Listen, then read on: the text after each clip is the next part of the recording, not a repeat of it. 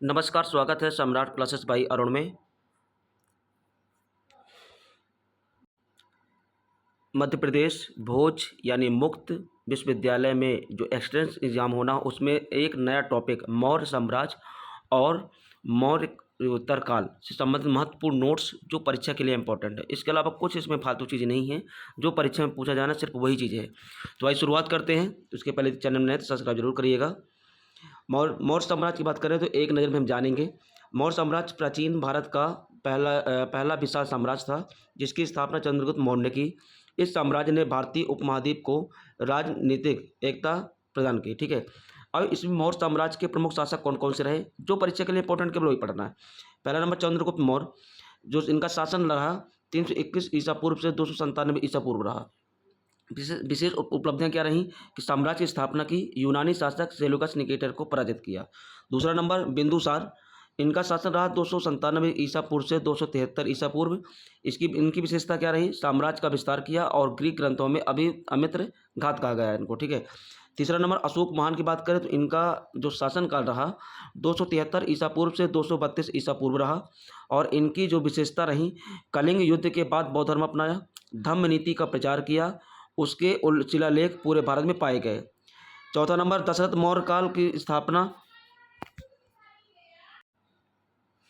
दशरथ मौर्य की बात करें तो 232 ईसा पूर्व से 224 ईसा पूर्व इनका शासनकाल रहा और ये विशेषता साम्राज्य को सुदृढ़ बनाए रखा।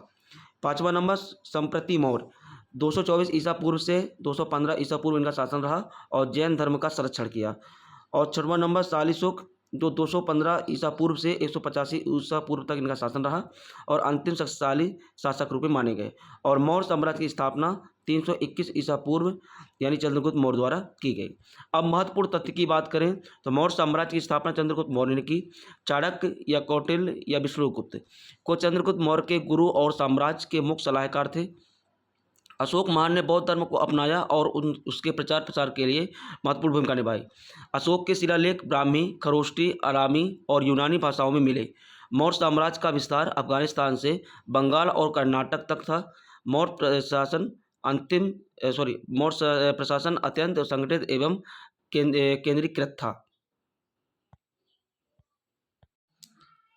दूसरा खंड है मौर्योत्तर काल। एक नज़र में जानेंगे। मौर्यों के पतन यानी 185 ईसा पूर्व के बाद भारत में अनेक राज्यों और शासकों का उदय हुआ, जिन्हें सामूहिक रूप से मौर्योत्तर काल कहा गया। ठीक है, अब इनमें से जो शासक कौन कौन से रहे, कौन सा शासन कितना समय तक चला है ना, प्रमुख क्षेत्र क्या रहा, तो इस पर चर्चा करेंगे। जैसे शुंग वंश 185 ईसा पूर्व से 73 ईसा पूर्व तक। क्षेत्र क्या रहा, मगध, मध्य भारत। विशेषता पुष्यमित्र शुंग संस्थापक, बौद्धों के संरक्षक होने के साथ साथ वैदिक धर्म का पुनरुत्थान किया। दूसरा नंबर कस्य वंश 73 ईसा पूर्व से 28 ईसा पूर्व, मगध इनका क्षेत्र रहा और वसुदेव कश्यप के संस्थापक अशोकों के अंतिम शासकों को पराजित किया। तीसरा नंबर इंडो ग्रीक यानी यवन, ये दूसरी शताब्दी और इनका जो क्षेत्र रहा उत्तर पश्चिम क्षेत्र रहा यानी भारत रहा। ठीक है ना।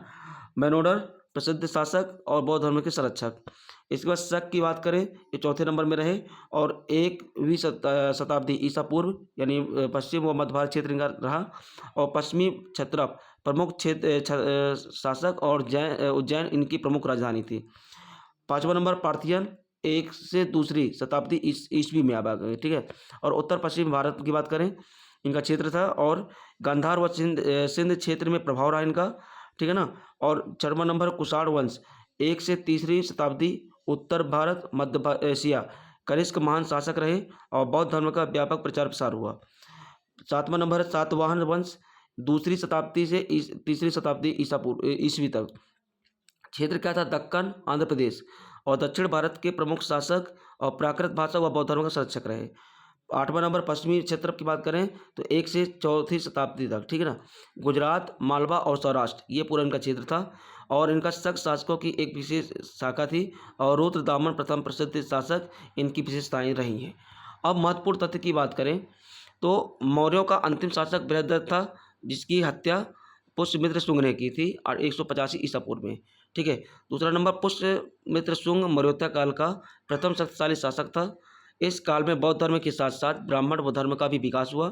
इंडो ग्रीक शक, पार्थियन और कुषाण विदेशी मूल के शासक थे, जिन्होंने भारत में राज्य स्थापित किए। कुषाण शासक कनिष्क के समय में बौद्ध धर्म का विस्तार मध्य एशिया, चीन और तिब्बत तक हुआ। सातवाहन वंश को दक्कन का मौर्य कहा जाता है, सातवाहन वंश को। ठीक है, तो गाइस ये रहा महत्वपूर्ण इंपॉर्टेंट। अच्छा, थोड़ा सा यहाँ पे सुधारना है।